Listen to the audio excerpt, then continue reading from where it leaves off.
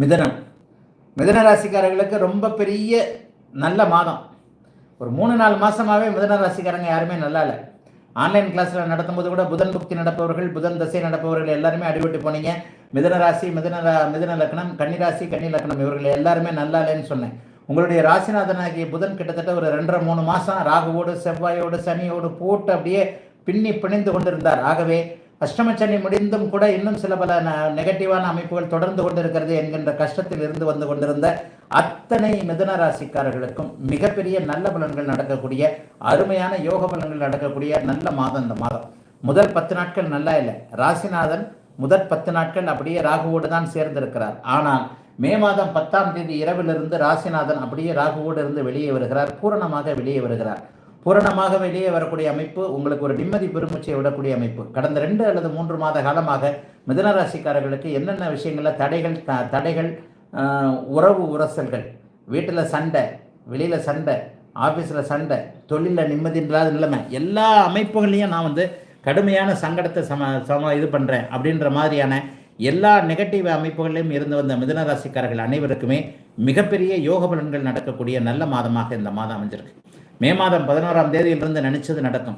அதற்கப்புறம் பார்த்தீங்கன்னா ஒரு 2-3 மாதம், முதல்ல மே மாதம் 11ஆம் தேதி அவர் சுக்கரனோடு சேருவார். அதனை அடுத்து அப்படியே ஒரு மாதம் கழிச்சு அவர் மறுபடியும் ரிஷபத்தில் போவார். அதற்கப்புறம் மிதுனத்திற்கே வருவார் என்று அடுத்து வரப்போகின்ற 2-3 மாதங்கள் நன்றாக இருப்பதற்கான அத்தனை அமைப்புகளுக்கும் கட்டியம் கூறுகின்ற விதமாக 2024 மே மாதம் 11ஆம் தேதியிலிருந்து மிதுன ராசிக்காரர்களுக்கு நல்ல பலன்கள் நடக்கக்கூடிய அருமையான மாதமாகவே இந்த மாதம் மே மாதம் அமையும்.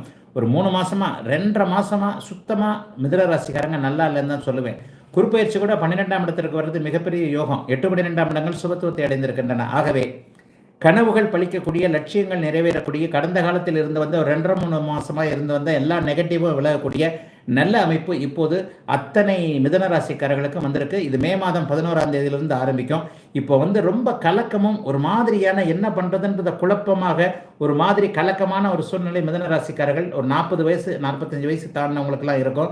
அவங்களுக்கு அந்த கலக்கம்லாம் நிறைவேறும். குடும்பத்தில் எந்த கெட்டது நடந்துராது, உறவுகளில் எந்த கெட்ட பேரும் வந்துடாது. அதே போலவே வேலை தொழில் அமைப்புகள்லையும் ஏதாவது ஒன்று பணம் போயிடுமோ, அப்படி போயிடுமோ, இப்படி போயிடுமோ அப்படின்ற ஒரு தூக்கம் வராத நிலைமையில் இருக்கக்கூடிய மிதுன ராசிக்காரர்களுக்கு கூட ஒன்றும் நடக்காது என்கின்ற தைரியமும் புத்துணர்ச்சியும் நல்லவைகளும் நடக்கக்கூடிய அமைப்பு மே மாதம் 11ஆம் தேதியிலிருந்து ஆரம்பிக்குது.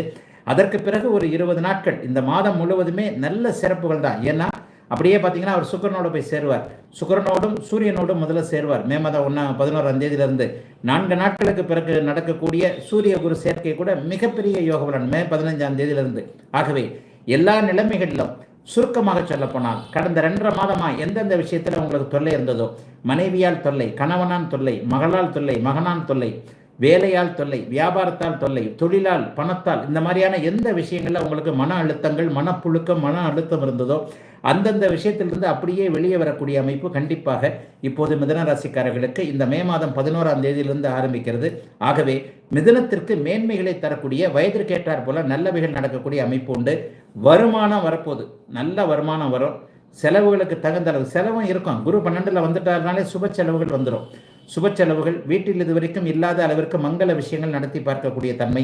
கடந்த 3 வருடமாகவே வீட்டில் பெண்களுக்கோ குழந்தைகளுக்கோ எதையுமே சரியாக செய்து கொடுக்க முடியவில்லையே, அல்லது வீட்டில் குடும்பத்தில் நல்லதுகள் நடக்கலையே என்கின்ற கவலையில் இருக்கக்கூடிய அத்தனை மிதுன ராசிக்காரர்களுக்கும் இனிமேல் அப்படியே சுப செலவுகள், சுப விஷயங்கள், நல்ல வேலை கிடைக்கக்கூடிய தன்மை, நினைத்தாற் போலவே வாழ்க்கை துணை அமையக்கூடிய தன்மை, எல்லாவற்றிலும் உங்களுடைய எண்ணம் பலிக்கக்கூடிய நல்ல முதன்மை அமைப்பாக இந்த மே மாதம் ஆரம்பிச்சிருக்கு.